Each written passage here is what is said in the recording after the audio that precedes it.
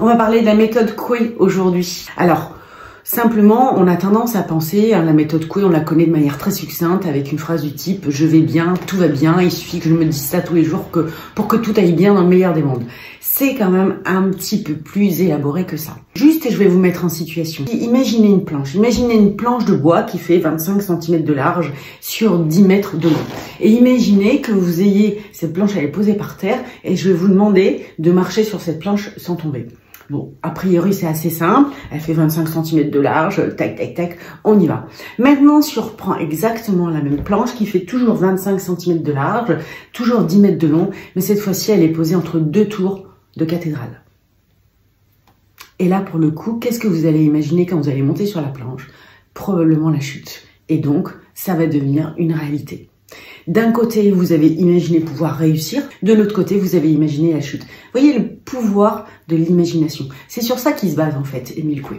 Alors déjà, juste pour replacer le contexte, Émile Coué, il est né en 1857, il est mort en 1926. C'est un pharmacien français. Il s'est aperçu quand il donnait les médicaments à ses patients, quand il ajoutait une petite phrase du type « vous allez voir avec ce médicament, ça va aller tout de suite beaucoup mieux », ça avait un pouvoir de persuasion. Ça a été un des précurseurs aussi, en tout cas un des grands expérimentateurs de l'effet placebo.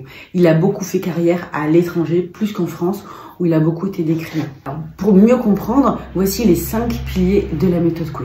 Le premier pilier, c'est une pensée qui est bonne ou mauvaise et que nous avons en tête, pour nous, elle devient réalité et elle a tendance à se réaliser. Alors si on reprend l'exemple de la chute sur ce morceau de bois, c'est un peu ça qui se passe effectivement. C'est-à-dire, imaginez qu'on va tomber, c'est plus probable qu'on va tomber, alors que si on imagine qu'on réussit, hein, si on se met à la place par exemple d'un couvreur, d'un charpentier ou d'un équilibriste sur un fil, eux ils s'imaginent qu'ils vont réussir, donc ils ont beaucoup plus de chances de réussir. Deuxième pilier de la méthode Coué, c'est la première faculté de l'homme, c'est l'imagination, c'est-à-dire l'activité inconsciente plus que l'activité consciente. On va prendre un autre exemple, quelqu'un qui se dit je veux arrêter de fumer, donc ça c'est une activité consciente, mais s'il n'a pas l'imaginaire, s'il s'imagine pas guéri, ben ça va être plus compliqué parce que l'imagination va prendre le dessus. Troisième pilier de la méthode Coué.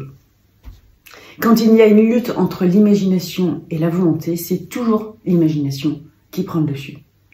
Je veux y arriver. Si je ne m'imagine pas avoir réussi, ça va être compliqué. C'est tout le temps l'imagination qui va prendre le dessus. Quatrième pilier de la méthode Coué.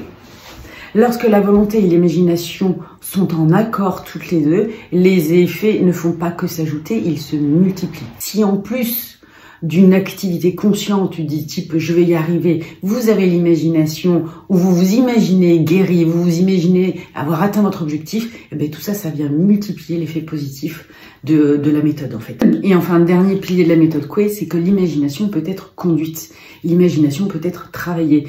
Plus on s'imagine réussir quelque chose, plus on s'imagine dans cette positivité et plus ça va venir construire notre imagination et ça va bien évidemment apporter les résultats que l'on attend. Donc retenez bien ça, en tout cas, ce dicton qu'on nous apprend tous, quand on veut, on peut, non, ça fonctionne pas. Quand on veut et qu'on imagine qu'on a réussi, alors là, potentiellement, ça va venir vraiment décupler les effets. C'est ça la méthode Coué. Donc, c'est quand même un petit peu plus élaboré que je vais bien, tout va bien. Même si ça marche aussi.